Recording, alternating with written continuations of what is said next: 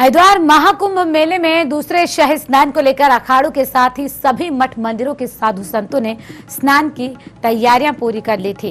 प्रशासन ने सभी अखाड़ों को 20 मिनट का समय गंगा स्नान के लिए दिया। अपने अपने अखाड़े से जुड़े सभी नागा सन्यासी और साधु संत स्नान करने के लिए हर की पैड़ी पर पूरे शाही ठाट बाट के साथ हर की पैड़ी पहुंचे। सुबह 7 बजे से ही साधु संतों का हर की पैड़ी पर आना जारी रहा। सबसे पहले निरंजनी अखाड़े के साधु संत हर की पैड़ी पर गंगा स्नान करने पहुंचे और निरंजनी अखाड़े के साथ ही अटल अखाड़े के संतों ने भी स्नान किया। उसके बाद दूसरे नंबर पर जूना अखाड़े के साथ अग्नि और आवाहन अखाड़े के साधु संत आस्था की डुबकी लगाते दिखाई दिए और तीसरे नंबर पर महानिर्वाणी अखाड़ा, चौथे नंबर पर बैरागी, तीनों अखाड़े निर्वाणी, निर्मोही और दिगंबर एक साथ और फिर 5वें पर बड़ा अखाड़ा, उसके बाद 6ठे पर नया अखाड़ा और सबसे आखिर में 7वें पर निर्मल अखाड़े के साधु संतों ने हर की पैड़ी पर गंगा स्नान में शिरकत की।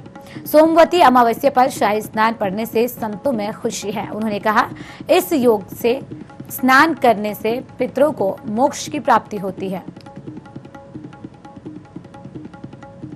सन्यासी अखाड़े जो 7 हैं, उन 7 शैव अखाड़ों का ही ये शाही स्नान रहता है और जनता की बड़ी उत्सुकता रहती है 12 वर्ष के बाद कि वो अपने पूर्वजों की जो स्थापित संस्कृति है, भारतीय सनातन संस्कृति, ऋषि मुनियों की जो परंपरा है, सन्यासी स्वयं भस्म धारण करके अपनी तपस्या का अंश गंगा में प्रवाहित करके गंगा को पवित्र करते हैं। स्नान है, शाही स्नान का महत्व यही है। जो हरिद्वार में 12 साल में कुंभ आता है, प्रयागराज में अर्ध कुंभ मनाया जाता है, पूर्ण कुंभ मनाया जाता है, उज्जैन में 12 साल में कुंभ आता है और नासिक में 12 साल में कुंभ आता है। जो भी हमसे जाने अनजाने में पाप हुए है, कुंभ का स्नान करने से, महाशिवरात्रि का स्नान करने से पापों का क्षय होता है, पापों का नाश हो जाता है। ये हमारी सनातन परंपरा है कि हम जो है हर मेले में गंगा का स्नान हम करते हैं। गंगा स्नान से पापों का क्षय होता है। शाही स्नान का तात्पर्य है कि जो डिवाइन पावर है, जो आध्यात्मिक ऊर्जा है, उसका वह समूह नागाओं का, सन्यासियों का,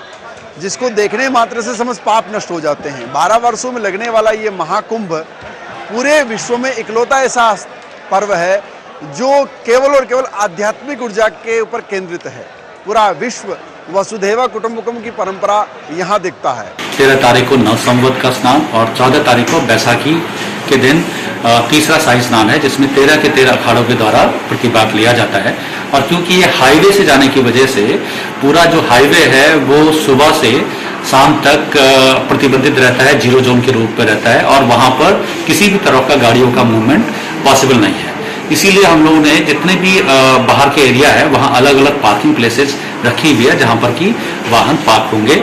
और जो हमारा मेन हर की पैड़ी, ब्रह्मकुंड और आसपास के घाट है, वहां पर श्रद्धालुओं के द्वारा उस दिन स्नान नहीं किया जाएगा क्योंकि ये आरक्षित होता है सारे अखाड़ों के लिए।